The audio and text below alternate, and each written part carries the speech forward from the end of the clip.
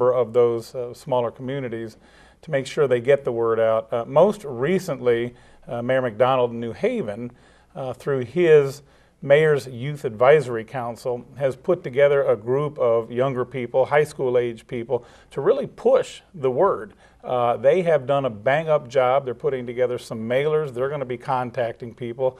New Haven certainly wants to make sure that they don't get missed.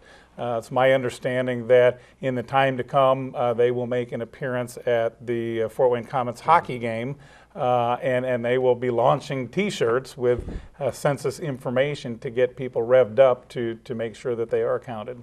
Now, people watching might say, look, I've been watching on television. I see different ads regarding the census. I even saw it during the Super Bowl.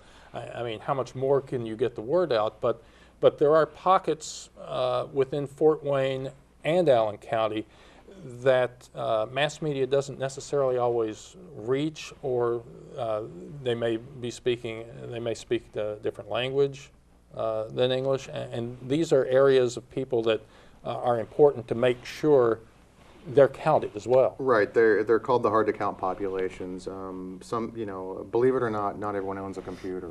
Not everyone buys a newspaper or has television. The seniors, there's blind. There's people that don't have access to the media that we all do. So you've got homeless too, don't you? And the homeless as well, and some of the immigrants that are here that aren't resident aliens or things like that, that are just a little distrustful and they don't want to be discovered.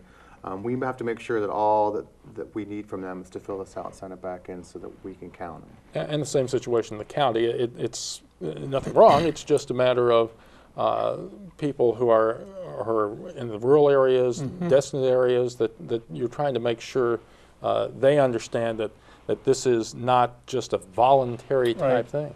We've got a huge Amish population out on the east side of the county, as a matter of fact, and that group is probably as cynical with respect to government as any group that exists.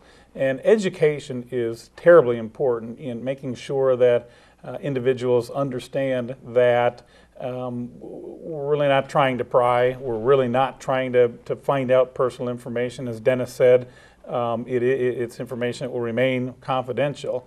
But it is information that's necessary to ensure that everybody's counted, so as I said before, so we can maximize the benefit to this community.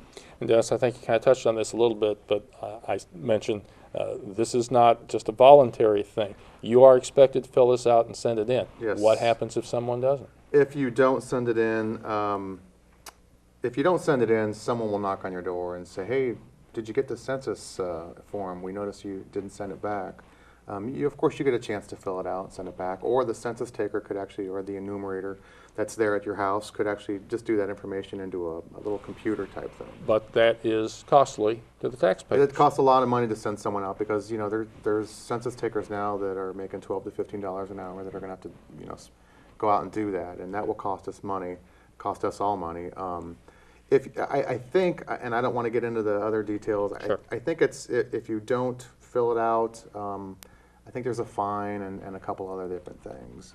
I don't know about the prison or anything like that, but I know that it's enough to make you just want to fill it out, the 10 questions. They get you in prison, they can count you a lot easier. Yeah, Maybe well, that's the thing. I don't know. They do that as well, sure. Well, seriously though, why can't people go online and do something? In this day and age, they're probably thinking, with the technology we have, wouldn't that be a whole lot simpler? But it really isn't.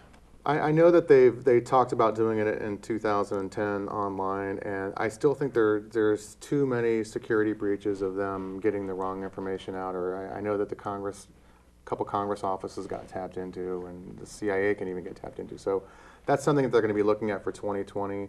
But right now, it's still the old-fashioned way of going out and doing a head count via the U.S. Postal. And speaking of security concerns, there's always the possibility that there are some unscrupulous individuals out there who are going to try to take advantage of the census count taking place to gain access to personal information. So people do need to at least be wary of that, and there are some ways they can protect themselves. Yeah, the Census Bureau will not contact anybody via email.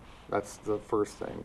Of course, the obvious stuff is never give your Social Security number to anybody.